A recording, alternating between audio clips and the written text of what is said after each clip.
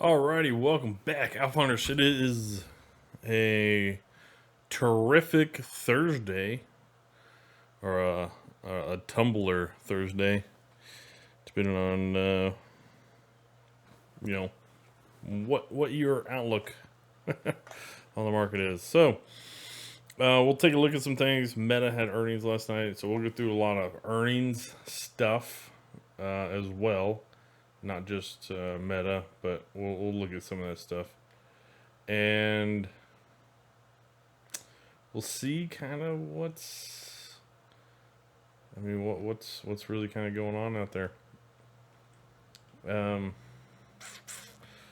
nice little gap down on the SPY here. Qs are getting hammered again today. Definitely breaking down below some of these major support levels. So we actually gapped down roughly 0.3% on the SPY, and it wasn't just straight bearishness right out the gate, which you kind of had to think that there was going to be some dip buyers in to start the day, and maybe dip buyers or just bearish people covering, their positions or whatever. Anyways, we did roll over there for that first hour of the day, and then we got a nice little pop here. This is nothing compared to really what we saw in the IWM. The IWM looking pretty good. So some of those calls on wanting to start to weed away from big tech and get more exposure to the IWM that we've kind of been talking about over the past couple of weeks, even the past couple of months, starting to really take shape here. Nice little run there on the SPY, and then you kind of thought maybe it will kind of rally and get back up over 4,200, but it lasted for 15 minutes, if that. And then we just kind of rolled over there for about 2 hours. So, nice little bounce off this wick that we got about 30 minutes ago. Nice little trend higher that we got. I don't expect any crazy bullishness. I really don't. So,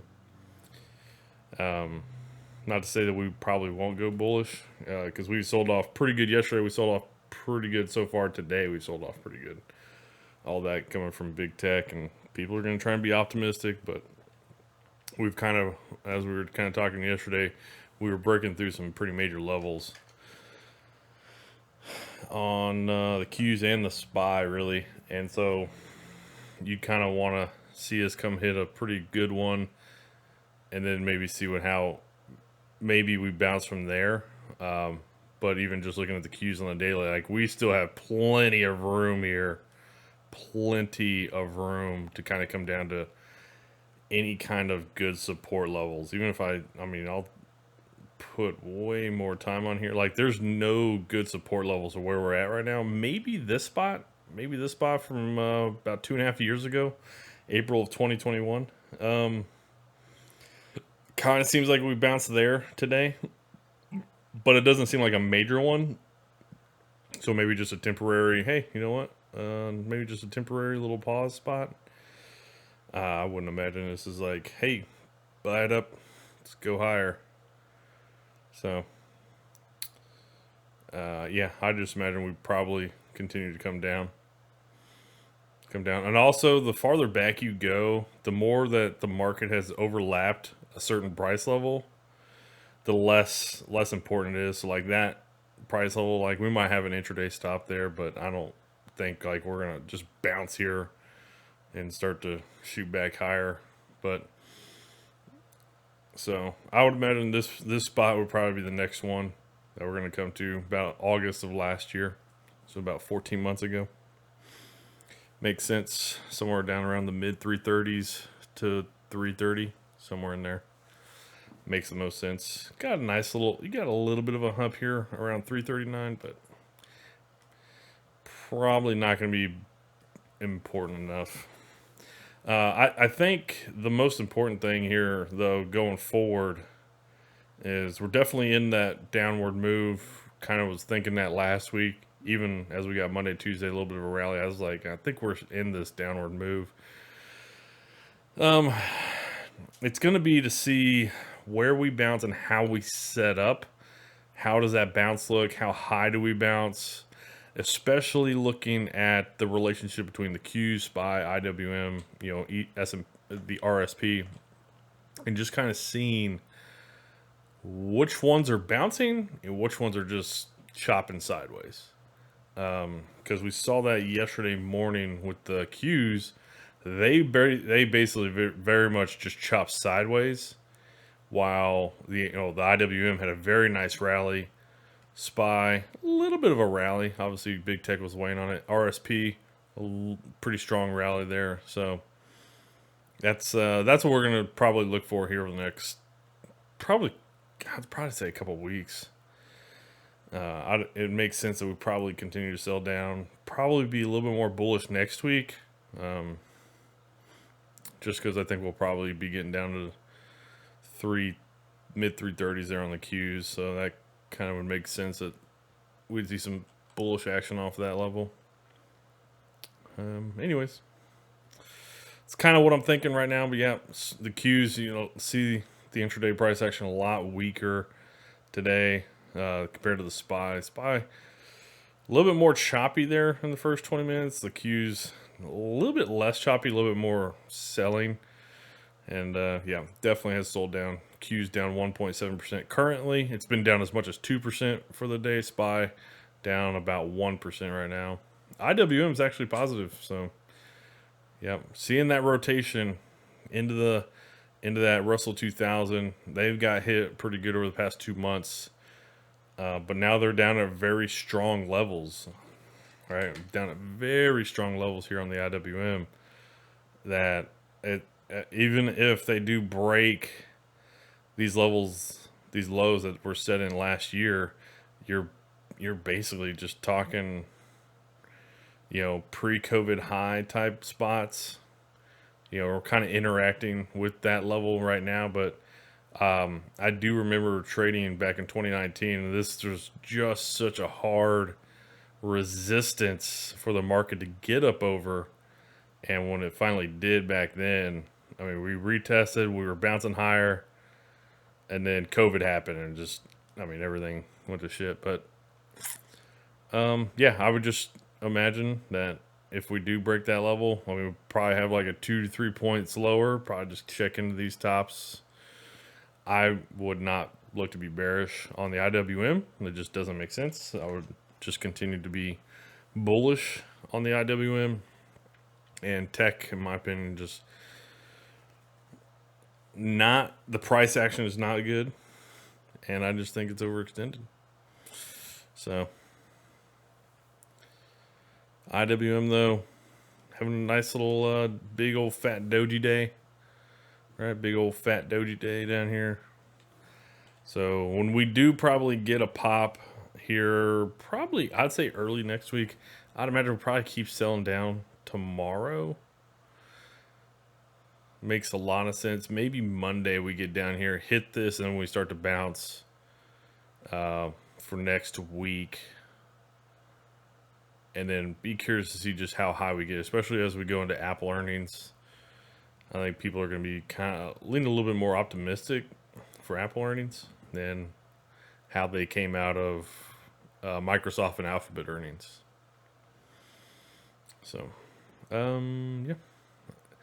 I would imagine IWM probably just drops off one day, has a little bit of a lower wick, probably comes back up, and probably just continues to trade higher. Especially with the price action we've seen over the past 2 days for the IWM. Makes a lot of sense. The DIA, the Dow Jones Industrial Average, had somewhat of a decent day yesterday. Currently down about 0.5%. You can see this nice little choppy sail down it had. Past 30 minutes looking pretty good. DIA not looking horrible. I don't know why auto is not staying on, but it is kind of annoying. Let's see. Kind of getting down into these lows. Probably will continue just to bounce around this level for a bit. Makes perfect sense. But yeah, we break this level at 326-ish, 326, 325. We break that level, I mean, we're going to come down to about 315, 316. mid 3 teens. So that would make a lot of sense, and I would imagine that we probably do eventually do that. Equate SP 500 breaking a little bit of this March low. Guess we kind of did that yesterday. Wow, there's a lot of volume coming in today. So we broke that low, that March low yesterday, and even closed below it. Throwing a nice upper wick today, looking pretty good there.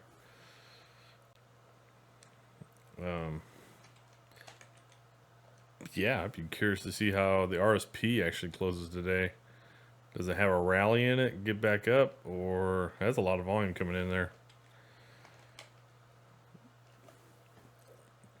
But kind of like the IWM, I wouldn't be looking to be totally bearish on the RSP. I think the other 93 stocks in S&P 500 or 493 stocks in the S&P 500 are going to be looking a lot better compared to the Magnificent Seven, or the big tech stocks, whatever you want to call them.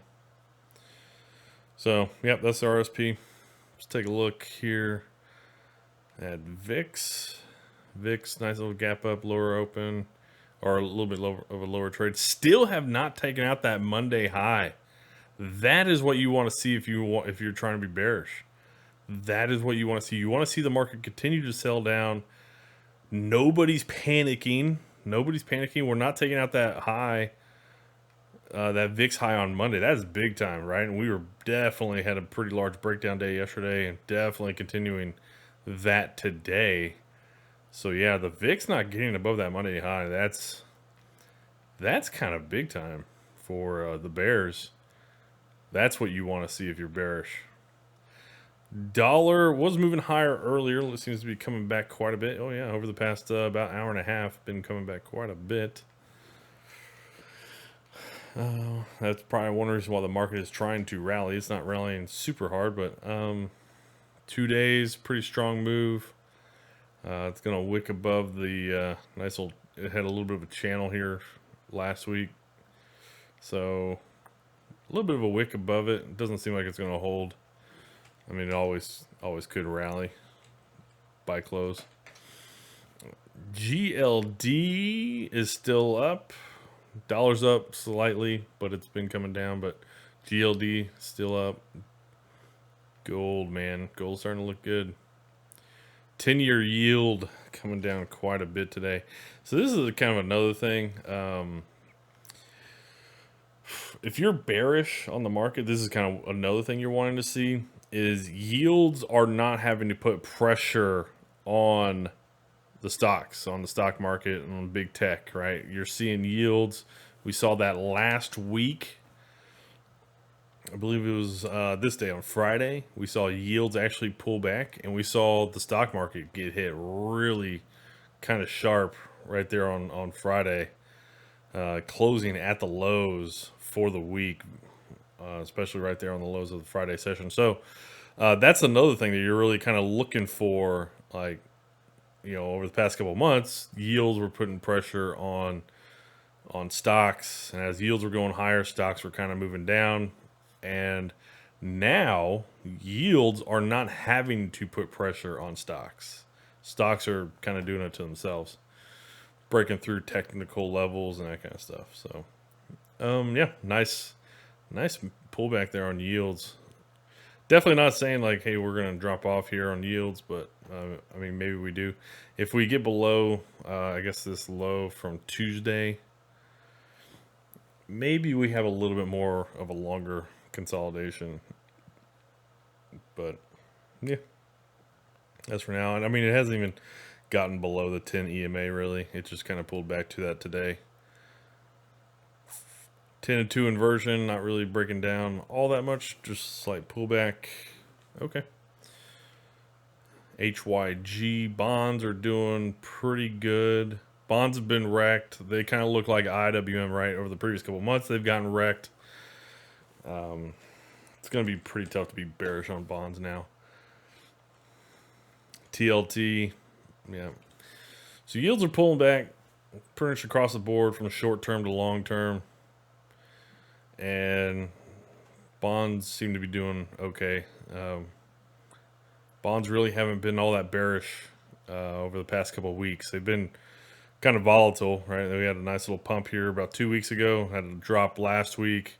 This week's been kind of choppy, but I mean, outside of like the first couple of days, we haven't really done too much here on bonds. So it's nothing like September, nothing like August, and nothing like July, right? Those were very clearly bearish months. We're seeing a lot of volume kind of coming in this month here on October. So I'll zoom out. Yeah, we're getting back down to some of these lows back in the 2000 time frame, and it doesn't mean anything, right? Because I mean, it makes sense that's the error we would get down to. If yields continue to push higher, though, and they start to breach above 5%, go make a run towards 5.5, 6%. TLT probably gonna be making like all-time lows just for the simple fact that, I mean, if this is as far back as the data goes, back as 2002, then obviously doesn't have the data before that where it came out of the teens, right, on rates and yields, even high single digits. So makes for kind of tough to see what the TLT would do, but I would say for now you're probably done on a move on TLT, and so maybe you are done for a move on yields. There probably isn't much of a move on yields. Bullish, it probably does come breach this 5% level, and then it probably settles in for a little bit. For years, probably doesn't do much. Yeah, that's yields, rates, bonds. I think it covers a lot of it. I'm curious what sentiment survey came in at. Went to the wrong. Survey says people are leaning more bearish. People are leaning more bearish. Okay, so bearishness actually ticked up to 43.2%. We had neutrality actually drop off, but people are definitely feeling less bullish. Actually, the lowest bullish reading here over the past 4 weeks. Yeah. And that was really over this time period from last Thursday. That's really kind of interesting. Wow, if that's how the sentiment survey came in, I would imagine the sentiment survey for next week is going to be massively bearish. It's going to be really, really bearish. So okay, we'll see, we'll see, but I'd imagine that comes in next week pretty bearish. Let's take a look at sector rotation here, sector performance, and then take a look at some of those stocks.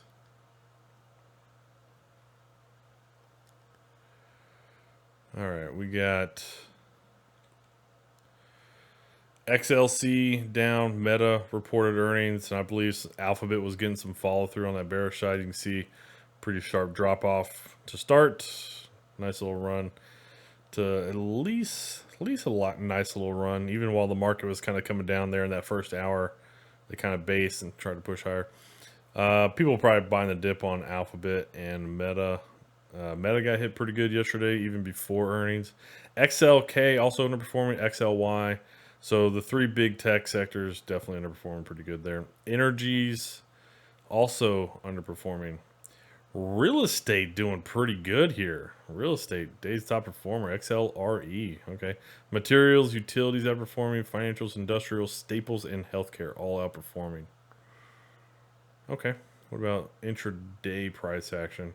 So if we take out the gap, how is the market? So XLC is actually above and outperforming the market on the intraday price action. You see they got hit. They got hit on the open. But while the market was still kind of basing and falling, the XLC was kind of running up there. Okay, XLK getting hit pretty good. Apple was getting hit pretty good earlier, so we'll take a look at AAPL. Discretionaries also underperforming. Okay, everything else is outperforming. Real estate top performer. All right, but yeah, XLC people buying the dip there on Alphabet and Meta. Okay.